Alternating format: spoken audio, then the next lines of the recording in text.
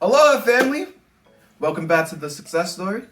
Penny here, and I just wanted to make a video about my thoughts on Cyberpunk 2077, the uproar and the backlash that it's gotten, the quick thoughts I have, the what's going on.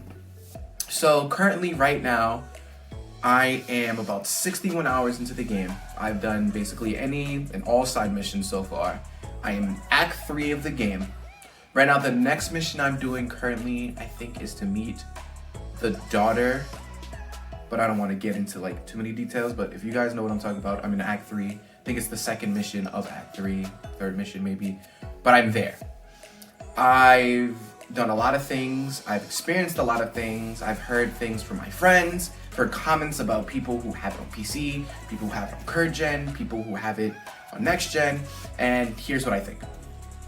Number one, the game itself, the plot of the game, the contents of the game is great. There are a lot of the times where I realized I was doing more and more side missions only because of the context or the content of each mission. I will break down, a lot of the side missions do consist of either trying to sneak in a place, doing a hit, stealing something, in that kind of nature. There are other side missions that obviously, like the fighting side missions where you're basically doing like underground boxing. There are a lot of other side missions where it's just like, find out more about Johnny Silverhand's past. These are great side missions. The other ones that I feel are a bit generic depending on how you decide to play it, whether you're just rushing and gun or just try to sneak, it's still, the content is still great. One mission, it's, hey, find this netrunner I need. And then you find out that all these other little things happened and why this netrunner couldn't be found. Or just meeting all these great characters like Judy, who ended up being one of my favorite characters in the game, and all you have to do is a couple side main quests and you get to interact with her and find out about her past. Or just talking to Johnny Silverhand, which I will say, at first, the Keanu Reeves thing kind of threw me off because it was just like, it's Keanu Reeves. But the more you interact with Johnny or just hear what he has to say or just watch him do things, or it's actually quite entertaining. It's a great little balance between how you want to play the game versus who Johnny Silverhand is. And there are a lot of things you can do. You can straight up ignore the dude. You can be friends with the dude. You can have a rocky relationship with the dude. And it's great to just be able to just see him there and no one else can see him. It's actually really cool. The other thing that I wanted to talk about is the backlash that the game has been getting. A lot of glitches, a lot of bugs, and I have played a lot of Bethesda titles. I've played a lot of first-person RPG type games, and anyone who's played them knows that they are riddled with bugs. They are always riddled with bugs, no matter what. I think the reason Cyberpunk is getting such a crazy backlash is how much hyped up this game was supposed to be. But in the back of my head, I still knew this was a first-person RPG game. I've played Fallouts. I've played Obsidian titles. I played The Witcher 3. Like, I know these titles are open world RPGs, and I know how glitchy and buggy they can be. The Witcher 3 had a lot of them. It's still one of the greatest games that have ever been made. Fallout 3, Fallout New Vegas, games that I've replayed over and over again, and has got me into this type of genre, had and is still riddled with bugs. There were, in Fallout New Vegas, there were whole missions you couldn't do, or tracks you couldn't do in a different mission because of an NPC wouldn't talk to you, or this would happen. And it's the same thing that's happening with Cyberpunk. The current gen problem is unexcusable. It was a little sus how CD Red kind of was like, at first was like, yeah, it's running great at current gen, and then eventually kind of just stopped talking about it or showing gameplay of it. And to be honest with you, I think we have to understand now that this game has surpassed current gen. It is not unexcusable what they did. And I'm glad they're offering refunds, but we have to understand that this isn't a current gen game anymore. The game was in development for years. And to think that it's now only a next-gen PC title, I think this is the way we have to start viewing it. I think we need to understand now that it is not something for an Xbox or a PlayStation, the base versions of them. This game was announced, 2012? It is now 2020.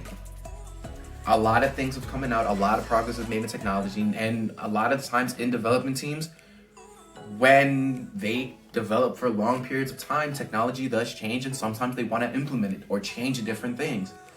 This can go really bad or really good. Look at Duke Nukem.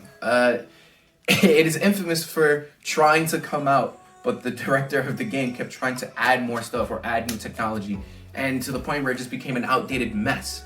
But for Cyberpunk, they're trying and did try to give us something new, something that we can experience that is, honestly, when everything's going right, kind of breathtaking.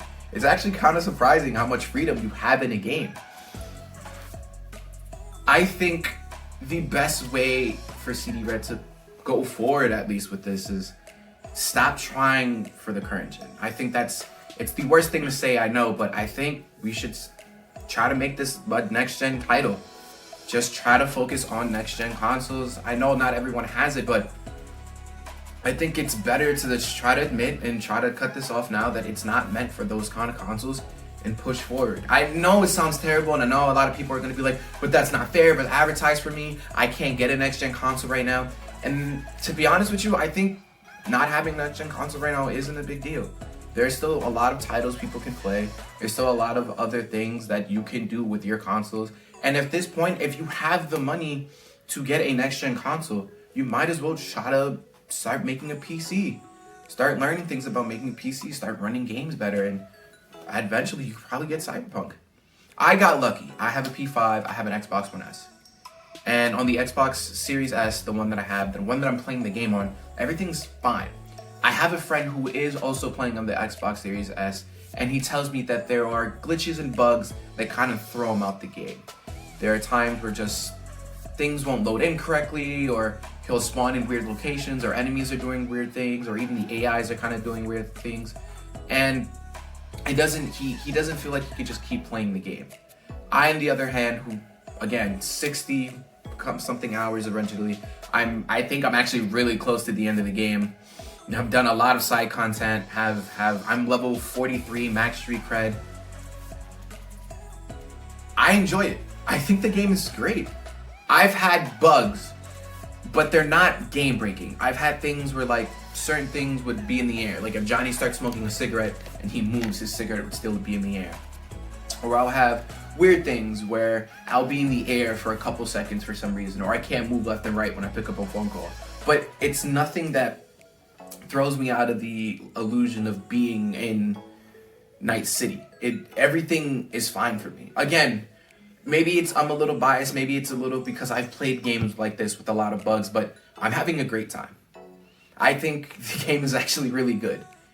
And to be honest, I would recommend it if you have an next-gen console. I would recommend it if you have a PC. The game is great. The combat feels fun. The customization you have with your character feels fun. The prologues are interesting because they do determine how do you talk to certain people. It may even change your whole entire playthrough. You could be a corporal who wants redemption and wants to become more of a better person. You can be a corporal and try to be more of an asshole to everyone. You could be a street kid and try to have the street kid with the heart of gold, or you could just be a street kid trying to survive the next day and do whatever you got to do to earn that next Eddie. You could be a nomad, have complete freedom, not trying to be consumed by Night City, or you could be a nomad who doesn't want to live that life anymore. Like, the prologue itself gives you a lot of options in your head of how you could roleplay, and it's fun. Final verdict on the game, I think there are issues and there are patches that are coming out with the game, but I think one, it should just be an next-gen title. I think it should only be for PC or for people who have P5s and Xbox Series X's or Xbox Series S's. I think the game is great when it works. I truly do. I've never had this much fun in an RPG before. Every time I finish a side quest or do something, I just want to keep going and going and going, to the point where I have to do the main mission because there's no side quest left. I'm I'm truly involved in this world, and I can't wait to see what's next for Cyberpunk 2077. But that's all I have to say, and catch you guys later.